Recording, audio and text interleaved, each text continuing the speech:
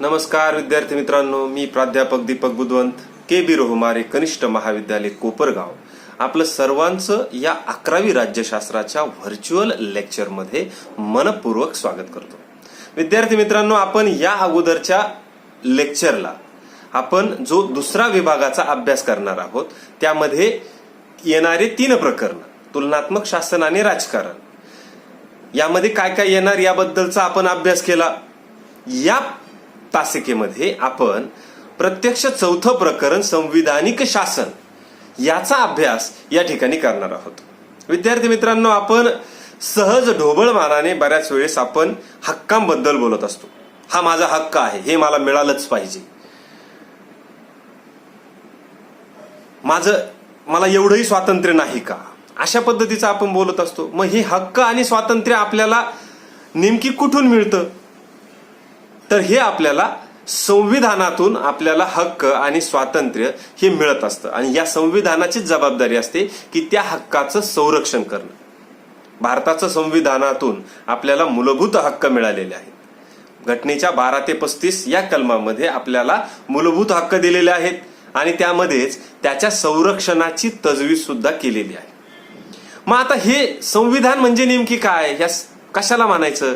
हे संविधानातून आपल्याला हे हक्क मिळालेले आहेत, त्या संरक्षणाची जबाबदारी दिली, मग संविधान नेमकी कशाला म्हणायचं? तर संविधान हा एक जिवंत दस्तऐवज आहे. आता दस्तऐवज, आता ऐवज म्हणजे काय? ज्याला आपण सोनं किंवा जे मौल्यवान म्हणतो ना, त्याला ऐवज म्हटलं जातं. आणि दस्त म्हणजे जे लिहून ठेवलेलं आहे कागदाच्या स्वरूपामध्ये, म्हणजे कागदाच्या स्वरूपामध्ये असणारी मौल्यवान वस्तू म्हणजे संविधान. दस्तऐवज महत्वपूर्ण असा दस्तऐवज की ज्या दस्तऐवजाच्या माध्यमातून त्या देशाचा राज्यकारभार चालवला जातो. यात ज्या काही गोष्टी नमूद केलेल्या असतात त्यातून त्या देशाचा राज्यकारभार हा चालतो. आता हे जे भारताचं संविधान आहे, या संविधानामध्ये 3 महत्वाच्या गोष्टी ह्या समाविष्ट केलेल्या आहेत. कुठल्याही देशाच्या संविधानामध्ये ह्या 3 महत्वाच्या गोष्टी असतातच. पहिली गोष्ट आहे ती म्हणजे नियमांचा संच. संविधान हे नियमांचा संच असतो.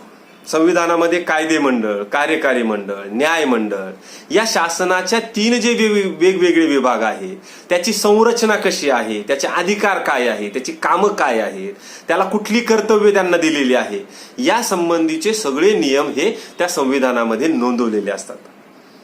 प्रत्येक शासन त्याचे जे विभाग असतात त्याची अधिकार कक्षा ही त्याच्यामध्ये निश्चित करून ठेवलेली असते. प्रत्येक विभागाने आपल्या अधिकार कक्षेमध्येच काम करायचं याची नोंद ही केलेली असते. 2 जे वेगवेगळे विभाग असतात ते 3ऱ्या विभागावर नियंत्रण हे ठेवत असतात. म्हणजे एकमेकावर नियंत्रण ठेवण्याचा अधिकार हा संविधानाने त्या वेगवेगळ्या विभागांना हा दिलेला असतो. आता उदाहरण द्यायचं झालं तर अमेरिकेमध्ये अध्यक्ष व त्यांचे जे अधिकारी असतात यांनी जर नियमांचं किंवा कायद्याचं उल्लंघन केलं तर त्यांना त्यांच्या पदावरून दूर करण्याची तरतूद ही संविधानात दिलेली आहे. तसं शासन काय करू शकतं आणि काय करू शकत नाही याच्या सगळ्या गोष्टी ह्या स्पष्टपणे ह्या नोंदवलेल्या असतात. आता भारतामध्ये सुद्धा शासनाच्या वेगवेगळ्या विभागांवर लक्ष ठेवण्याचं काम हे वेगवेगळ्या विभागाला दिलेलं आहे. म्हणजे कायदे मंडळ हे कार्यकारी मंडळावर नियंत्रण ठेवतं, कायदे मंडळावर न्याय मंडळ नियंत्रण ठेवतं आणि न्याय मंडळावर कार्यकारी मंडळ नियंत्रण ठेवतं. म्हणजे एकमेकांवर नियंत्रण ठेवल्यामुळं ते शासनाचा कारभार हा पारदर्शक आणि चांगल्या पद्धतीने चालतो. म्हणजे अशा पद्धतीने नियम तयार केलेले असतात. तो संच असतो की ज्या माध्यमातून शासनाचा कारभार हा चांगल्या पद्धतीने चालेल. आता संविधानाचं दुसरं महत्वाचं जे घटक आहे तो म्हणजे अधिकाराचा संच. संविधानामध्ये नागरिकांचे हक्क आणि कर्तव्य हे स्पष्ट स्वरूपामध्ये दिलेले असतात. त्या हक्कांचे संरक्षण करण्याची सुद्धा जबाबदारी ही संविधानामध्ये स्पष्ट सांगितलेली असते. म्हणजे प्रत्येक नागरिकाला स्वतंत्रपणे आणि सन्मानपूर्वक प्रतिष्ठित आयुष्य जगता यावं. म्हणजे केवळ जगणं नाही तर प्रतिष्ठेने जगणं, यासाठी हे अधिकार प्रत्येक नागरिकाला हे दिलेले असतात. परंतु हे अधिकार देत असताना त्या अधिकारावर काही प्रमाणात मर्यादा सुद्धा घातलेल्या असतात, म्हणजे बंधनं पण दिलेली असतात.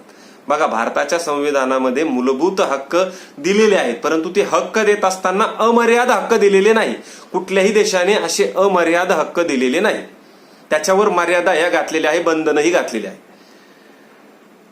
म्हणजे आपला हक्क आपण उपभोगत असताना, आपलं स्वातंत्र्य उपभोगत असताना दुसऱ्याच्या स्वातंत्र्याला आपल्यामुळे बाधा येऊ नये अशा प्रकारे वागणं किंवा अशा प्रकारे नियम तयार करणं की जेणेकरून दुसऱ्याचं स्वातंत्र्य त्यामुळे बाधित होणार नाही, याला म्हणायचं बंधनासहित स्वातंत्र्य. असं स्वातंत्र्य दिलेलं आहे की कुठल्याही व्यक्तीला अमर्यादपणे कसंही वागता येत नाही. संविधानाने नागरिकांना मूलभूत हक्क दिलेले आहेत, त्याचबरोबर त्याच्यावर मर्यादा पण घातलेल्या आहेत. हे जे अधिकार दिलेले असतात, केवळ अधिकार देणं पुरेसं नसतं. त्या अधिकार जे दिलेले आहेत हक्क, त्या हक्कांचं ते सुरक्षित कसे राहतील याची व्यवस्था सुद्धा करणं हे गरजेचं असतं. आणि म्हणूनच भारतीय संविधानामध्ये लोकांचे जे अधिकार आहे त्याचे संरक्षणासाठी वेगवेगळे मार्ग हे सांगितलेले आहे. नागरिकांच्या अधिकाराची संरक्षणाची जबाबदारी प्रामुख्याने न्यायमंडळावर दिलेली आहे आणि न्यायमंडळ ह्या नागरिकांच्या मूलभूत हक्काचं संरक्षण करण्याचे काम हे त्या ठिकाणी करतं. त्यासाठी 2 घटकांमुळे शासन, समाज आणि व्यक्ती यांच्यामध्ये परस्पर निश्चित अशी एक चौकट तयार करण्याचं काम या न्यायमंडळाच्या माध्यमातून केलेलं आपल्याला दिसून येतं. अशा पद्धतीने दुसरा महत्वपूर्ण संविधानामधला घटक आहे तो म्हणजे अधिकाराचा संच. आता तिसरा महत्वपूर्ण संविधानाचा घटक आहे तो म्हणजे उद्दिष्ट व मूल्यांचा संच. संविधान उद्दिष्ट व मूल्य याच्यामुळे तयार होत असतं, त्याच्यामध्ये ते सगळे समाविष्ट केलेले असतात. संविधान निर्मिती मागे नेमकी उद्देश काय आहे हा त्याच्यामध्ये स्पष्ट केलेला असतो. आता अमेरिकेच्या जी जगामधली सगळ्यात जुनी असं संविधान राज्यघटना म्हटली जाते ती म्हणजे अमेरिकेची. या अमेरिकेच्या संविधानामध्ये त्याच्या निर्मिती मागील उद्देश हा स्पष्ट केलेला आहे. त्यांच्या संविधानामध्ये सांगितलेलं आहे की न्याय प्रस्थापित करावा, देशांतर्गत शांतता आणि संरक्षण द्यावं, सार्वत्रिक लोककल्याण साध्य करावं व आम्हाला आमच्या वंशजांनी जे स्वातंत्र्याचं वरदान मिळून दिलेलं आहे त्याचं सुरक्षितता राहावी, यासाठी हे संविधान अस्तित्वात आलेलं आहे. भारताच्या संविधानाचं सुद्धा असंच आहे. भारताच्या संविधानामध्ये सुद्धा त्याचं उद्दिष्ट निश्चित केलेलं आहे की हे संविधान नेमकी कसं आलेलं आहे. भारतावर जवळपास 150 वर्ष इंग्रजांनी राज्य केलं, त्यामुळे हे स्वातंत्र्य भारताला सहजासहजी मिळालेलं नव्हतं. भारताला त्यासाठी खूप संघर्ष करावा लागलेला होता. ह्या सगळ्या गोष्टींचा समावेश भारताच्या राज्यघटनेमध्ये केलेला आपल्याला दिसून येतो. म्हणजे ही स्वातंत्र्याची जी मूल्य आहेत ही आपण स्वीकारलेली आहेत. स्वातंत्र्य मिळवून देण्यासाठी महात्मा गांधी किंवा जे काही महानुभाव होऊन गेले त्या महानुभावांच्या विचारांचा सुद्धा प्रभाव हा भारताच्या राज्यघटनांवर झालेला आपल्याला दिसून येतो. आपण राज्यघटनाचा जर बारकाईने अभ्यास केला तर आपल्याला ह्या सगळ्या गोष्टींचा आपल्याला त्याच्यामध्ये समावेश झालेला आपल्याला दिसून येतो.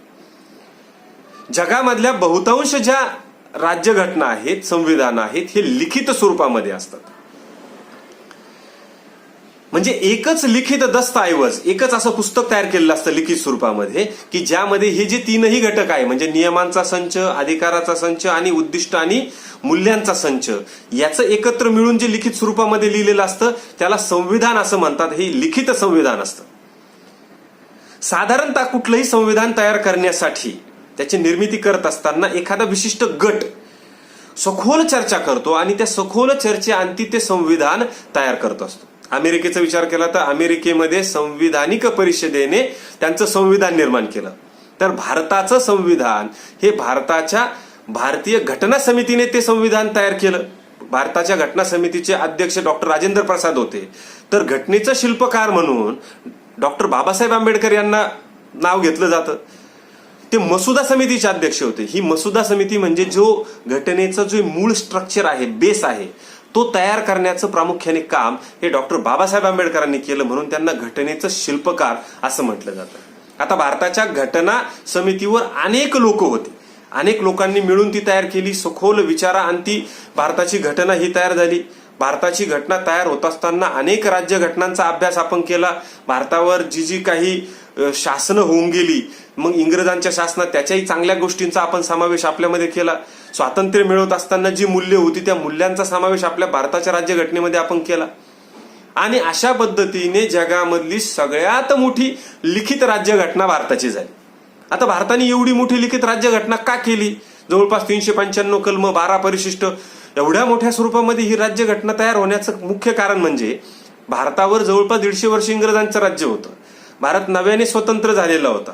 राज्य कारभारामधले कुठंही अडचण येऊ नये म्हणून भारताच्या घटना समितीने सगळ्या बारीक सारीक गोष्टी ह्या लिखित स्वरूपात लिहून ठेवल्या, जेणेकरून भारताच्या राज्यकर्त्यांना कुठल्याही प्रकारची अडचण येऊ नये. काळ बदलल्यानंतर कशा पद्धतीने भारताचे नियम कायदे कसे बदलायचे याची सुद्धा नोंद स्पष्टपणे त्यांनी करून ठेवली आणि म्हणून भारताची राज्यघटना जगामधली सगळ्यात मोठी लिखित राज्यघटना झाली. बघा किती बारीक बारीक गोष्टींचा विचार घटना समितीकर्त्यांनी केला.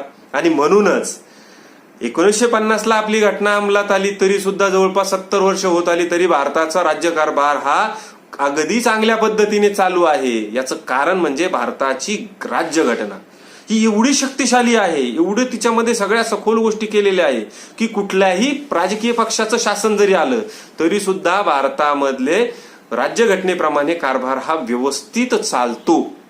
म्हणून राज्यघटना ही खूप महत्वपूर्ण आहे आणि ती लिखित स्वरूपामध्ये असल्यामुळे अशा पद्धतीने त्याचा उपयोग हा आपल्याला झालेला दिसून येतो. परंतु काही देशांचे जे संविधान आहे हे अलिखित स्वरूपामध्ये असतात. उदाहरणार्थ युनायटेड किंगडम यांचं अलिखित संविधान आहे, म्हणजे त्याचा जो काही भाग आहे तो लिखित स्वरूपात असतो, परंतु काही भाग हा परंपरा किंवा पायंडे संकेत यानुसार तो चालत असतो. त्याच्यामध्ये एकच दस्तऐवज त्याचं लिहिलेलं नसतं, जसे त्याचे परंपरा असतात त्या पद्धतीने ते चालू असतात. म्हणजे युनायटेड किंगडम मधला जो राजा किंवा राणी ज्यावेळेस पंतप्रधानाची नेमणूक करतात त्याच्यामध्ये कुठेही लिहिलेलं नाही, परंतु एक संकेत आहेत की ज्या वेळेस हाऊस ऑफ कॉमन्स मध्ये बहुमत मिळवलेल्या राजकीय पक्षाचा जो नेता असतो त्याला पंतप्रधान म्हणून बोलवायचं, हा संकेत आहे आणि त्या संकेताप्रमाणे तिथं कारभार चालतो.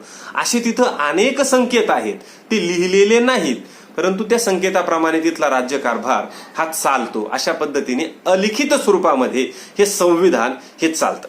म्हणजे अशा पद्धतीने संविधान हे कुठल्याही देशाचा राज्यकारभार करण्यासाठी अगदी महत्वपूर्ण असतं. त्यामध्ये 3 घटक असतात, एक म्हणजे नियमांचा संच, अधिकाराचा संच आणि उद्दिष्ट आणि मूल्यांचा संच, की ज्या उद्दिष्ट आणि मूल्यांच्या आधारावर त्या देशाचा कारभार हा सुरळीतपणे चालेल. अशा पद्धतीने संविधानाच्या माध्यमातून राज्यकारभार हा कुठलाही देशाचं कुठलाही राजकीय पक्ष असू द्या तो त्या ठिकाणी करत असतो. म्हणून संविधान हे खूप महत्वपूर्ण असा घटक हा राज्यकारभारामध्ये असतो. पुढच्या व्हर्च्युअल लेक्चरमध्ये आपण संविधानवाद म्हणजे काय हे पाहणार आहोत. तत्पूर्वी विद्यार्थी मित्रांनो, आपण घरी राहा, सुरक्षित राहा, आपल्या अभ्यासाची काळजी महाविद्यालय घेत आहे. जर आपल्याला हे लेक्चर आवडलं असेल तर आपण याला लाईक आणि सबस्क्राईब करायला विसरू नका. आपण सबस्क्राईब केल्यानंतर येणारा व्हिडिओ आपल्याला अगदी सहजासहजी पाहता येईल, म्हणून आपण या चॅनलला सबस्क्राईब करा. धन्यवाद मित्रांनो. घरी राहा.